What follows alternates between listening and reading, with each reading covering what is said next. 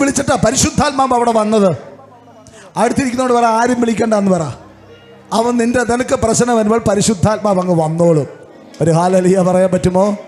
അങ്ങനെയെങ്കിൽ ഒന്നും നടക്കുന്നില്ല എന്ന് പറയുമ്പോൾ നടത്തി തരാൻ പരിശുദ്ധാത്മാവ് ആ പ്രശ്നത്തിനകത്ത് ഉണ്ട് എന്ന് ആദ്യമായിട്ട് വിശ്വസിക്കുക. ഹല്ലേലൂയ. 2, ഇപ്പൊ പരിശുദ്ധാത്മാവിന്റെ സ്റ്റാൻഡ് എവിടെയാണ്? ഇത് വെള്ളം, ഇതിന്റെ മുകളിൽ ഇരുട്ട് നിറഞ്ഞു കിടക്കുകയാണ്. പരിശുദ്ധാത്മാവ് വെള്ളത്തിന്റെയും ഇരുട്ടിന്റെയും മധ്യത്തിൽ. ഒരു സ്തോത്രം പറഞ്ഞേ. ഇപ്പൊ പരിശുദ്ധാത്മാവ് എവിടെ നിൽക്കുന്നത്? വെള്ളത്തിന്റെയും ഇരുട്ടിന്റെയും മധ്യത്തിൽ. അപ്പോൾ പരിശുദ്ധാത്മാവ് നിന്റെ വിഷയത്തിനകത്ത് എവിടെയാണ് നിൽക്കുന്നത്? നിന്റെയും നിന്റെ പ്രശ്നത്തിന്റെ മധ്യത്തിൽ.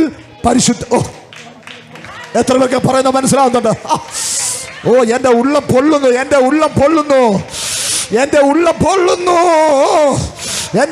പൊള്ളുന്നു. എനിക്കൊരു കാര്യം ഇന്ന് ബോധ്യമായി. എന്റെ പ്രശ്നത്തിന്റെ മധ്യത്തിൽ പരിശുദ്ധാത്മാവ് ഇറങ്ങി നിന്നിട്ടുണ്ട്. എന്റെ വിഷയത്തെ പരിശുദ്ധാത്മാവ് അവൻ ടേക്ക് കെയർ ചെയ്യാൻ പോകുകയാണ്. അവൻ എന്റെ കൂടെ ഉണ്ട്. ഞാനൊരു കാര്യം പറയാം. നിനക്കൊരു പ്രശ്നം വരുമ്പോൾ ഭാര്യയും കാണത്തില്ല, പിള്ളേരും കാണത്തില്ല, പാസ്റ്ററും കാണത്തില്ല, തിരുമേനിയും കാണത്തില്ല, അച്ഛനും കാണത്തില്ല, ആരും ഉണ്ടാകത്തില്ല.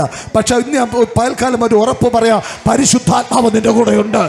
അത് വിശ്വസിക്കുന്നവരെന്ന് ആത്മാവിൽ ആരാധിച്ചോട്ടെ. പരിശുദ്ധാത്മാവ് നിന്റെ കൂടെയുണ്ട്. ആമേൻ, ആമേൻ. ഓക്കെ. അപ്പൊ പരിശുദ്ധാത്മാവ് ഈ വെള്ളത്തിന്റെയും ഇരുട്ടിന്റെയും മധ്യത്തിൽ നിൽക്കുന്ന തമ്പുരാൻ ഇങ്ങനെ സൂക്ഷിച്ചു നോക്കിക്കൊണ്ടിരിക്കുകയാണ്. എന്നിട്ട് തമ്പുരാൻ പറയുന്നു, പരിശുദ്ധാത്മാ പരിവർത്തിച്ചു കൊണ്ടേയിരുന്നു. സ്തോത്രം. എന്നിട്ട് അതിൻ്റെ വാക്യം 3 പറയുന്നു, വെളിച്ചമുണ്ടാകട്ടെ എന്ന് കൽപ്പിച്ചപ്പോൾ വെളിച്ചമുണ്ടായി. സ്തോത്രം. വചനം അങ്ങനെ എഴുതി വെച്ചാലും വചനത്തിൻ്റെ മർമ്മം നമ്മൾക്ക് കിട്ടുമ്പോൾ നമ്മൾ മനസ്സിലാക്കേണ്ട ഒരു കാര്യം, ആ സിറ്റുവേഷനാണ്. ആ സിറ്റുവേഷനിൽ യഹോവയെ ദൈവം എങ്ങനെ സംസാരിച്ചു? യഹോവയെ ദൈവം നോക്കുമ്പോൾ പ്രശ്നത്തിൻ്റെ മധ്യത്തിൽ പരിശുദ്ധാത്മാവ് നിൽക്കുന്നു. ഈ തമ്പുരാൻ പരിശുദ്ധാത്മാവിനോട് പറഞ്ഞു, വെളിച്ചമുണ്ടാകട്ടെ. പരിശുദ്ധാത്മാവ് വെളിച്ചമുണ്ടാക്കി.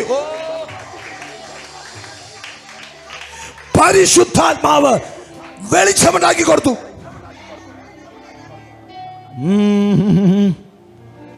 പരിശുദ്ധാത്മാവ് വെളിച്ചമുണ്ടാക്കി കൊടുത്തു. ഇതാണ് പരിശുദ്ധാത്മാവ് നമുക്ക് വേണ്ടി ചെയ്യുന്നത്. നിന്റെ ജീവിതം ഇരുട്ടിൻ്റെ ഒരു അവസ്ഥയിലാണോ? അകത്ത് പരിശുദ്ധാത്മാവുണ്ട്. നിങ്ങൾ പരിശുദ്ധാത്മാവ് അകത്തുള്ളത് കൊണ്ട് ഞാൻ ഈ പ്രശ്നത്തിൻ്റെ അകത്തുനിന്ന് പുറത്തു വരുമെന്ന് ആദ്യമേ വിശ്വസിക്കുക. നെഞ്ചിലോട്ട് കൈവച്ചിട്ട് പറ, എൻ്റെ പ്രശ്നത്തിൻ്റെ അകത്ത് പരിശുദ്ധാത്മാവ് ഉള്ളത് കൊണ്ട് ഞാൻ ഈ പ്രശ്നത്തിൻ്റെ അകത്തുനിന്ന് പുറത്തു വരും. സ്തോത്രം. അപ്പൻ കൽപ്പിച്ചപ്പോൾ പരിശുദ്ധാത്മാവ് ഇരുട്ടിൻ്റെ അകത്ത് വ്യാപരിച്ച് അതിനെ വെളിച്ചമാക്കി കൊടുത്തു. ഇന്ന് ദൈവത്തിന്റെ പരിശുദ്ധാത്മാവ് പറയുന്നു, നിന്റെ വിഷയം മാറാത്തത് നീ പരിശുദ്ധാത്മാവിനോട് കൽപ്പിക്കാത്തത് കൊണ്ടാ. സ്തോത്രം. പുതിയ പ്രാർത്ഥനാ സ്റ്റൈല് നമ്മുടെ ജീവിതത്തിൽ ഇന്ന് മുതൽ തുടക്കം കുറിക്കുകയാണ്. എന്ത് വന്നാലും പരിശുദ്ധാത്മാവേ, പരിശുദ്ധാത്മാവേ, പരിശുദ്ധാത്മാവേ, പരിശുദ്ധാത്മാവേ.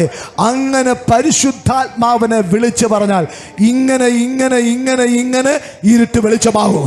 ഇങ്ങനെ ഇങ്ങനെ ഇങ്ങനെ ശത്രു കൊണ്ടിട്ടിരിക്കുന്ന സകല ഇരുട്ടിനെയും പരിശുദ്ധാത്മാവ് നിനക്ക് വെളിച്ചമാക്കി തരുമെന്ന് പകൽക്കാലം ദൂത് പറയുന്നു. അത് സന്തോഷമുള്ളവർ കരങ്ങൾ അടിച്ച് എൻ്റെ ദൈവത്തിന് മഹത്വം കൊടുത്താട്ടെ. ഹല്ലേലൂയ.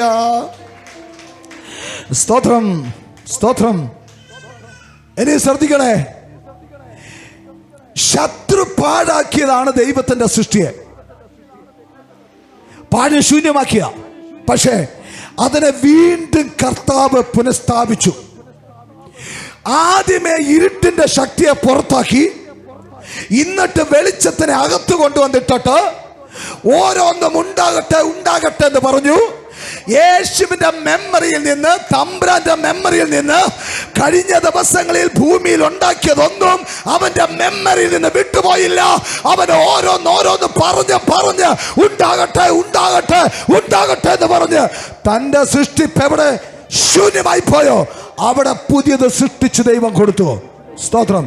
ഞാനൊരു കാര്യം പറയാം, ഈ ഭൂമിയെക്കാളിലും ദൈവം ഏറ്റവും സ്പെഷ്യസ് ആയിട്ട് ഉണ്ടാക്കിയത് മനുഷ്യനെയാണ്, അവൻ്റെ സാദൃശ്യത്തിലും സ്വരൂപത്തിലും.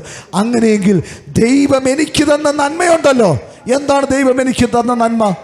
എൻ്റെ ദീർഘായുസ്. ഹല്ലേലൂയ.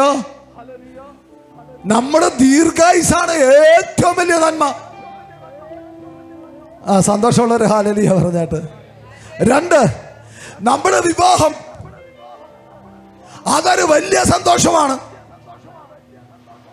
3, നമുക്ക് തന്ന ദാനങ്ങൾ,